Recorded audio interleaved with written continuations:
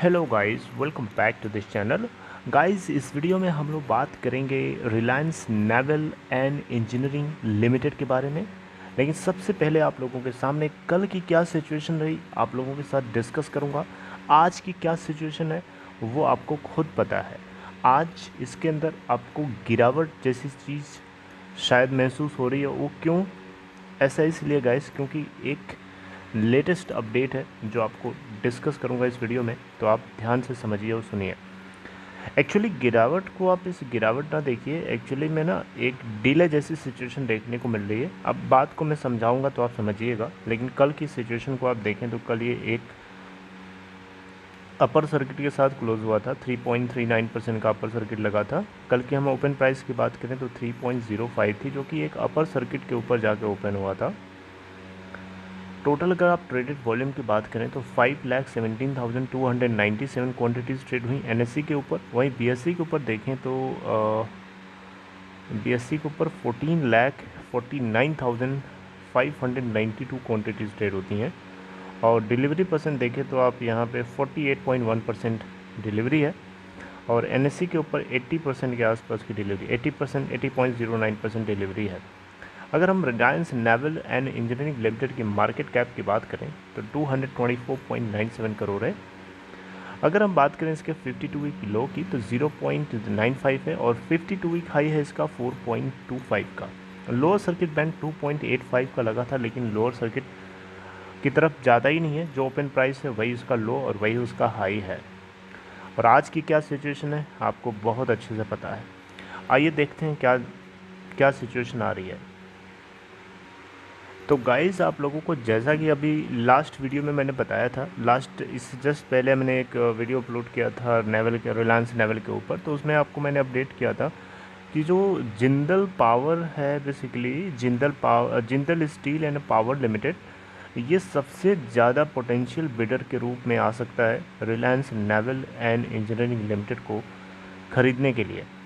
लेकिन अभी आपको यहाँ पे क्या देखने को मिल रहा है? Anil Ambani own Reliance naval's debt resolution gets delayed yet again. तो हुआ ये है गाइस कि यहाँ पे आपको पहले शुरू से बता देता हूँ। बेसिकली यहाँ पे क्या हुआ है कि नवीन जिंदल, जो कि ओनर है JSPL ग्रुप के, यानी Jindal steel power and power limited के, ठीक है।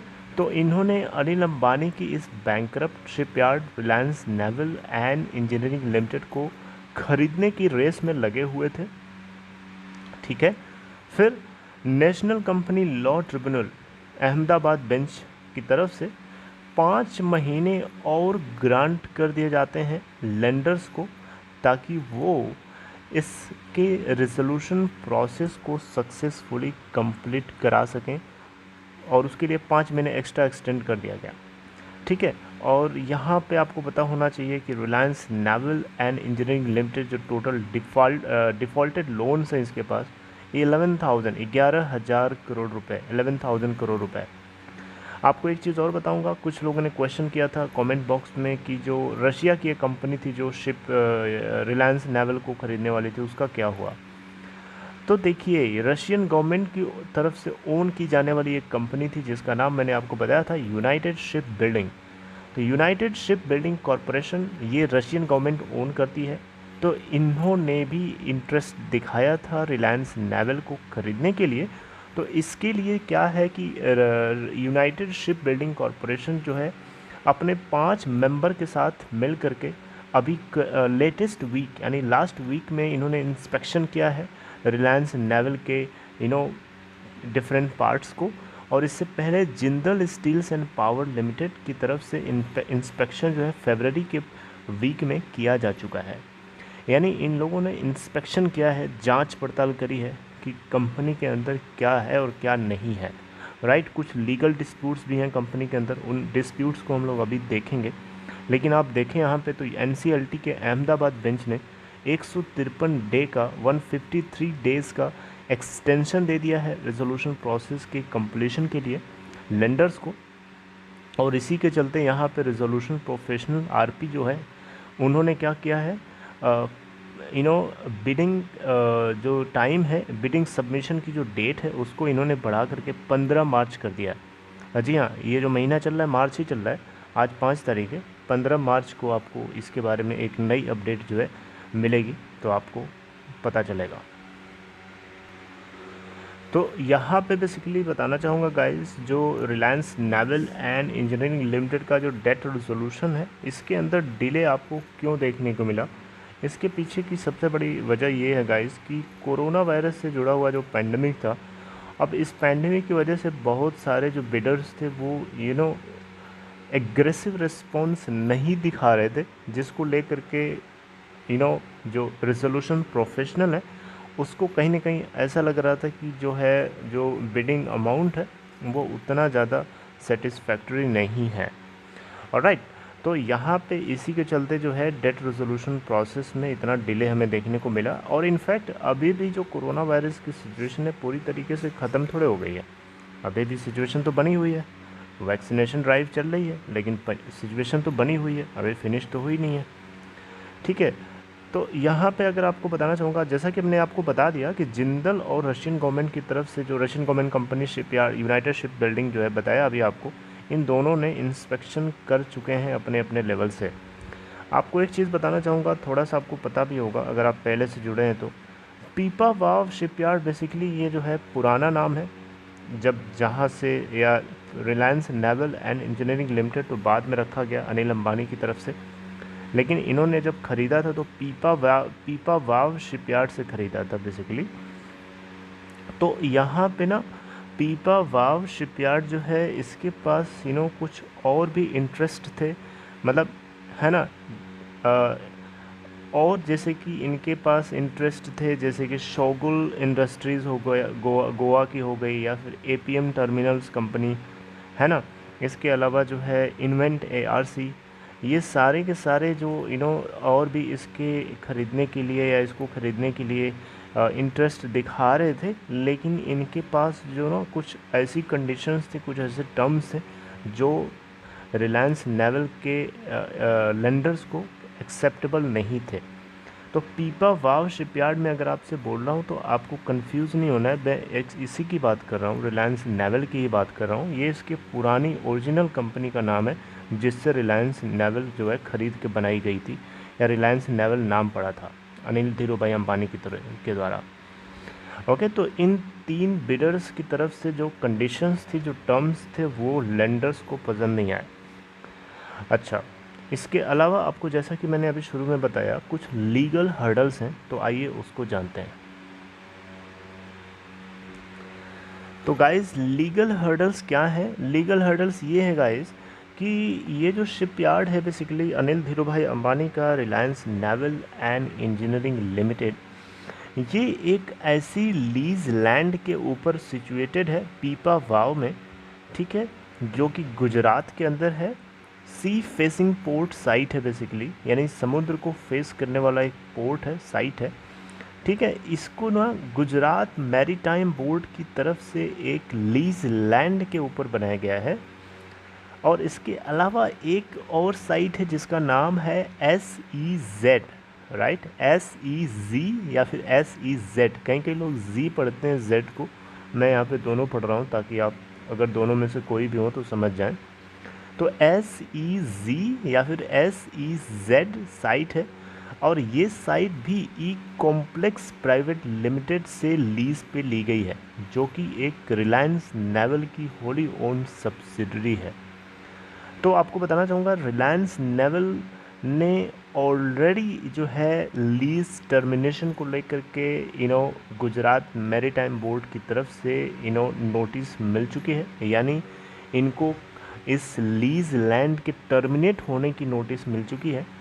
और यहाँ पे ई कॉम्प्लेक्स प्राइवेट लिमिटेड की बात करें तो वो भी एक रेजोल्यूशन प्रोसेस से गुजर रही है NCLT के थ्रू, ठीक है। तो इस तरीके से देखें तो दोनों की दोनों जो साइट्स हैं बेसिकली इस शिपयार्ड की, वो लीगल डिस्प्यूट्स में फंसी हुई हैं, राइट, जहाँ पे पोटेंशियल बायर्स इस बात को लेकर श्योर नहीं हो पा रहे हैं कि वो ख़रीद भी लेंगे अगर Reliance naval and engineering limited को, तो क्या ख़रीदने के बाद वो इस लीज लैंड और लीज साइट्स को यूज़ कर पाएंगे अपने बिजनेस के लिए, ये एक बहुत ही ज़्यादा अनसर्टेनिटी जैसी सिचुएशन आ रही है इन बिडर्स के दिमाग में।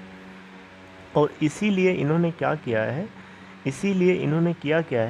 इसीलिए इन्होंने मिनिस्ट्री ऑफ डिफेंस से एश्योरेंस पाने के लिए, मिनिस्ट्री ऑफ डिफेंस और इंडियन नेवी और कोस्ट गार्ड, इन तीनों से एश्योरेंस पाने के लिए या सिक्योर फील करने के लिए रिक्वेस्ट करा है कि जो भी न्यू ऑर्डर्स आए या न्यू बायर या न्यू ऑर्डर्स प्लेस किए जाएं वो इनको ही किए जाएं, क्योंकि इन्होंने रिस्क काफ़ी ज़्यादा लिया है और इन्वेस्टमेंट किया है इसके अंदर। ठीक है, तो ministry of defence India and Indian navy and coast guard, इन तीनों की तरफ से कोई फ्रेश ऑर्डर का मतलब ये बेसिकली जो ना शिप बिल्डिंग या उससे जुड़े हुए जितने काम्स होते हैं, वर्क्स होते हैं, ये लोग ऑर्डर देते हैं इन कंपनीज़ को, तो ये बना करके तैयार करके उस सर्विस करती हैं। तो बेसिकली यहाँ पे जो न्यू जो एक्वायरर्स आ रहे हैं, न्यू खरीदार जो आ रहे हैं, उनका कहना है कि उनको एक एश्योरेंस मिले कि वो फ्रेश ऑर्डर्स को उनको ही दिया जाए ताकि वो उसे सर्व कर सकें और उनको वहाँ से कमाई हो सके, क्योंकि उन्होंने अपने रिस्क में पैसे लगा रखे हैं। ओके, तो यहाँ पे इस बात को लेकर के मिनिस्ट्री ऑफ डिफेंस की तरफ से क्या बताया गया, आइए उसको जानते हैं। तो गाइज़ यहाँ पे मिनिस्ट्री ऑफ डिफेंस, या फिर हम इसको गवर्नमेंट बोलें तो कुछ गलत नहीं होगा, तो गवर्नमेंट जो है इसके लिए तैयार नहीं हो रही है, क्योंकि गवर्नमेंट का मानना है, चाहे वो रशियन गवर्नमेंट की जो कंपनी है यूनाइटेड शिप बिल्डिंग, या फिर जो और ये जो प्राइवेट बिडर्स हैं, किसी के लिए भी जो है गवर्नमेंट ऑफ इंडिया तैयार नहीं हो रही है, मिनिस्ट्री जो है डिफेंस की तैयार नहीं हो रही है, क्योंकि इनका मानना है कि अगर ये ऑर्डर्स पुट करते हैं, ऑर्डर प्लेस करते हैं इन कंपनीज़ के जरिए के पास में, तो ये जो है किसी बैंक्रप्सी प्रोसेस से गुजर सकते हैं और इनका कोई भरोसा नहीं है, ये टाइम पे ऑर्डर्स को सर्व नहीं करते हैं। ठीक है, आपको बताना चाहूँगा L&T is another big player in the Indian ship building sector. इसके अलावा दो और प्राइवेट शिप यार्ड्स हैं जिनके नाम हैं ABG शिपयार्ड एंड भारतीय शिपयार्ड लिमिटेड BSL। इन दोनों ने 4 साल से इनको कोई भी बायर आज तक नहीं मिला, और ये भी मिनिस्ट्री ऑफ डिफेंस से बार बार कोशिश करते रहे, लेकिन मिनिस्ट्री ऑफ डिफेंस में पूरी तरीके से तैयार नहीं है रिस्क लेने के लिए, क्योंकि उनको पता है कि इन यार्ड्स को अगर हम ऑर्डर दें तो ये उसको टाइम पे सर्व नहीं करते हैं और ये बैंकरप्ट प्रोसेस से गुजर सकते हैं। ठीक है, लेकिन यहाँ पे गवर्नमेंट जो ओन करती है शिप यार्ड्स को, वो पूरी तरीके से सही से परफॉर्म कर रहे हैं उसी सेगमेंट के अंदर। तो गाइज़ ये एक कंप्लीट न्यूज़ थी Reliance naval and engineering limited को लेकर के। तो आई होप आपको पॉइंट पूरे समझ में आ गए। मैं 2 लाइन में आपको समरी बता देता हूँ कि मैं क्या बताया। मैंने ये बताया गाइज़ कि यहाँ पे Reliance naval and engineering limited को लेकर के जो बिडर्स सामने आ रहे थे, जिसमें नाम थे Jindal steel and power limited, सबसे ज़्यादा हाईएस्ट बिडर। इसके अलावा यूनाइटेड शिप बिल्डिंग जो कि कंपनी है, रशिया गवर्नमेंट की ओन्ड कंपनी है, और इसके अलावा और कुछ प्राइवेट प्लेयर्स आ रहे थे। लेकिन यहाँ पे अब हुआ क्या है, जो पोटेंशियल बिडर्स को पाने के लिए जो रिजोल्यूशन प्रोफेशनल है वो डेट को एक्सटेंड करके 15 मार्च कर दिया है, और NCLT ने लेंडर्स को रिजोल्यूशन प्रोसेस कंप्लीट करने के लिए 5 महीने का और टाइम दे दिया है। राइट, तो ये एक एक्सटेंशन है टाइमलाइन में। तो ये एक न्यूज़ थी जो आपको पता होनी चाहिए अगर आप इसके अंदर फंसे हुए हैं या फिर आप किसी तरीके से बने हुए हैं तो। So I hope you like this analysis guys. अगर आपको ये न्यूज़ कंटेंट अच्छा लगा तो लाइक करिए, और दूसरी चीज़ डीमेट या ट्रेडिंग अकाउंट अगर आपको ओपन कराना है तो डिस्क्रिप्शन बॉक्स में देखिए आपको एक लिंक मिलेगा, उसे क्लिक करिए और आप स्टॉक में अकाउंट ओपन करा सकते हैं। It's very simple. Last thing, अगर आप इस चैनल को फर्स्ट टाइम देख रहे हैं तो सब्सक्राइब करके बेल आइकन को हिट कर लीजिए ताकि नोटिफिकेशंस आपको मिलती रहें वीडियोस की और आप सबसे पहले उसे देख पाएँ। See you guys next time, till then take care of yourself.